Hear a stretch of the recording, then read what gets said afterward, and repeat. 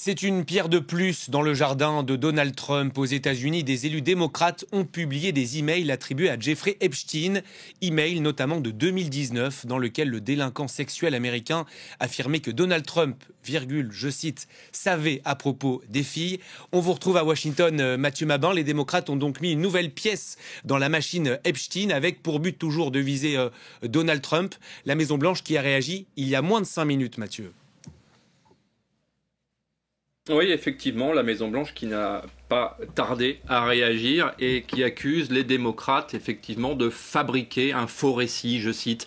Ce matin à Washington, une nouvelle salle, vous l'avez dit, de courriels issus de l'époque du financier condamné Jeffrey Epstein vient relancer le dossier.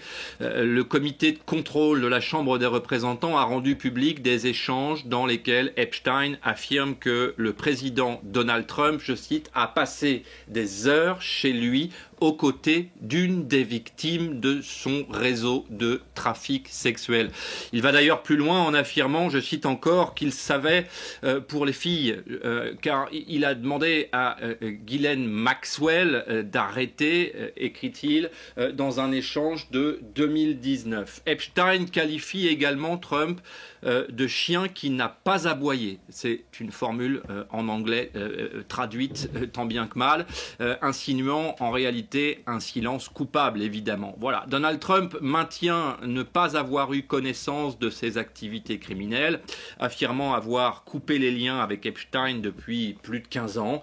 Toutefois, ces révélations surviennent à un moment où le Congrès pousse fort pour l'ouverture complète des Epstein Files, le dossier Epstein, des pièces entre les mains des juges qui n'ont pas encore été rendues publiques, des dossiers longtemps gardés confidentiels. En clair, ces courriels ne constituent pas, pour le moment, une preuve judiciaire d'une charge pénale supplémentaire contre Donald Trump, en tout cas pas à ce stade, mais ils relancent, c'est vrai, le débat politique et judiciaire, bien sûr, sur ce que savait le président et s'il y a eu dissimulation ou omission. L'enquête poursuit donc son cours.